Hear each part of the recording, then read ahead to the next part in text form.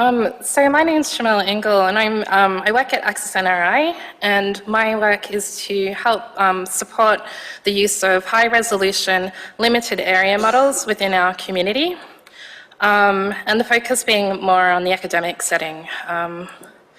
So I'll skip this because I know I won't have time, and I'll go to here. I see ACCESS-NRI's role as to help facilitate the uptake of models, to facilitate the uptake of something like the ACCESS model. And the problem is when you look at the models that are available to researchers in academic settings, this is it is not the only model available.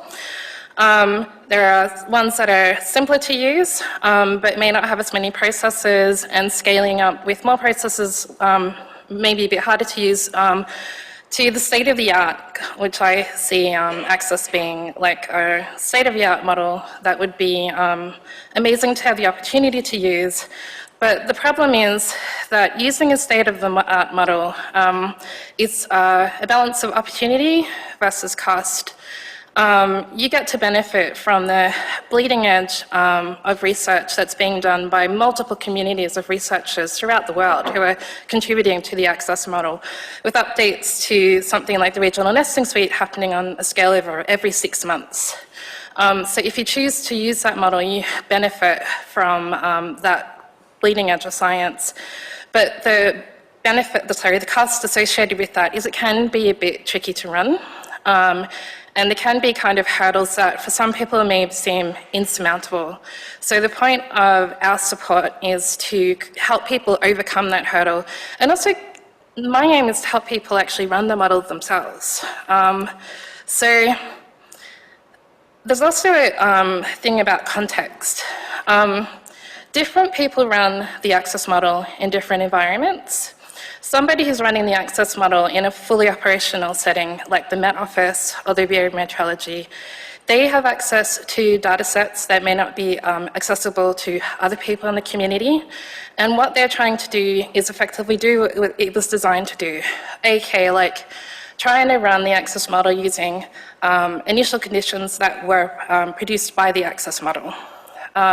That's not necessarily achievable in an academic setting because the things that you need, which are these initial conditions, are in archives that we can't necessarily access easily. The things that we can access easily are things like the Error 5 reanalysis dataset, which can be used to drive the ACCESS model, but you have a non-native initial condition, so an initial condition produced by the ECMWF, you're being used to run the model which has been designed by the Met Office. So this mismatch in the modelling environment makes things a little bit more tricky.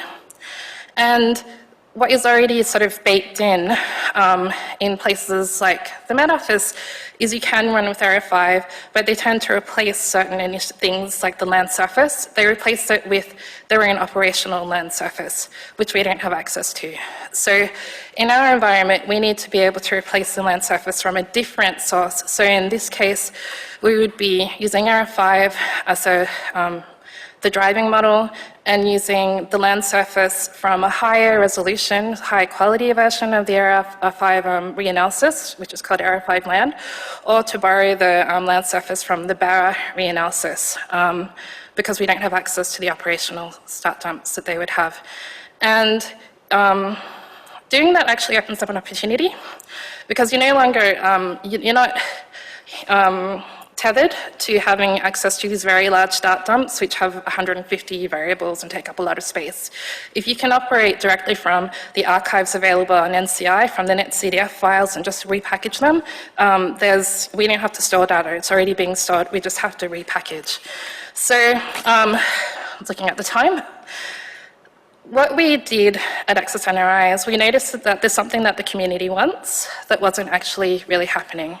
They want to be able to use Error 5 to define all of the initial conditions and the lateral boundary conditions for the atmosphere and above, but they want to use high-quality land surface from another source, it's Error 5, and when the numbers in here tell you the resolution, spatial resolution of the data source. Error 5 is 1/4 of a degree, Error 5 land is 1/10 of a degree, and you cannot repackage the initial conditions using 2 different resolutions to get your target resolution, which in this case, for example, is the same as ARS 2200 2.2K. You just can't do that. So what we've done is we've built the infrastructure for researchers so that they can use it, where we repackage the quarter degree error 5 down to 1/10 of a degree. Then we replace the error 5 land using the global archive, cutting it out, putting it in for you in the Rose Silk suite, and then repackage that down to 2.2. So then you've got 2 options then. You have an initial condition which has properly repackaged 2 resolutions at 2.2K. You can choose to run to downscale to 1/10 of a degree and use that as a one-way nest to then further downscale to 2.2. That's what I call a double nest. Or you can follow this orange line where we just take that final repackaged and borrow the properly repackaged information and give it over to a direct run going from 1/4 of a degree down to 2.2. And there is technical consequences for doing that. It's all about the resolution of your initial condition and the resolution of your lateral boundary conditions, and they both matter. When you're running a limited area model, you're not just running that little box that you're interested in. You actually have a global model that's providing the information that's being passed through. I've just shown you here error 5 on the global scale. On what we have used for just a toy example of a 10K run where we've run a 10K, downscaling to 10K and then downscale to 2.2. But this is what the resolution of error 5 is if you downscale directly to that box that would be used to 2.2. Obviously, if you plot the orography at your target resolution, it would be a lot higher. But it's showing you that at the lateral boundary conditions, you'd get very smooth information going in if you go from 1/4 of a degree down to 2.2 kilometers. If you downscale to 10K, and then one-way nest to 2.2, you have higher resolution information going in the lateral boundary conditions. These are all things to consider. We're just making it possible for scientists to play with this stuff. I have a few more minutes. I won't get through everything. You can look at the slides later by yourself. But just to show you some of the impacts, I've got a little grid I'm going to show you in a second. It's going to be 9 boxes. The top row is observations, either from error 5 land, or from Barra. Or another one, just stops on time.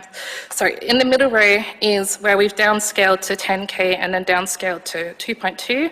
And the bottom row is when we've properly packaged the initial conditions, but then gone from 1/4 of a degree down to 2.2.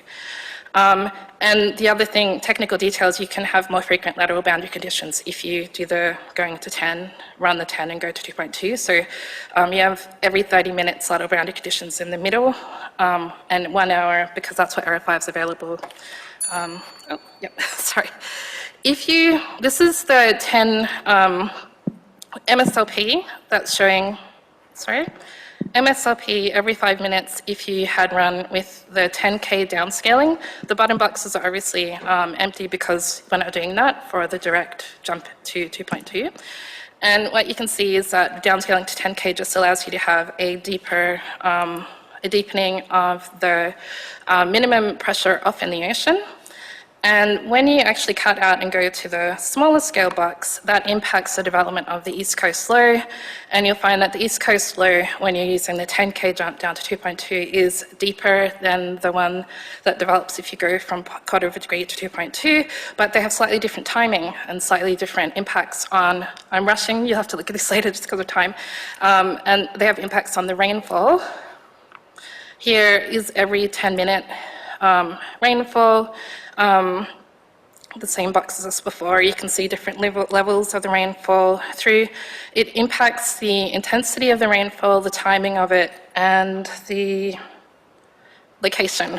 And I'll let that run through, and there's one more slide to the end. This is a 72-hour run going through. And when you just do an accumulation over the 24 hours of, this was a heavy rainfall event during the Lismore floods. I've switched from Barra here from the Bureau's AWAP, or the AGDRC. It's the rainfall analysis product. You have a bullseye of rain over the Lismore, where I've put a little symbol, an error. And the interesting thing from a scientific perspective is that you might think that going the double level nest would give you the better outcome, but actually the bullseye happens here when you're using Barra initial conditions and you've done the jump with the proper repackaging. It is a complex thing to consider. We are just providing the framework for scientists to be able to do these kind of experiments and change everything. Everything's configurable. Thank you.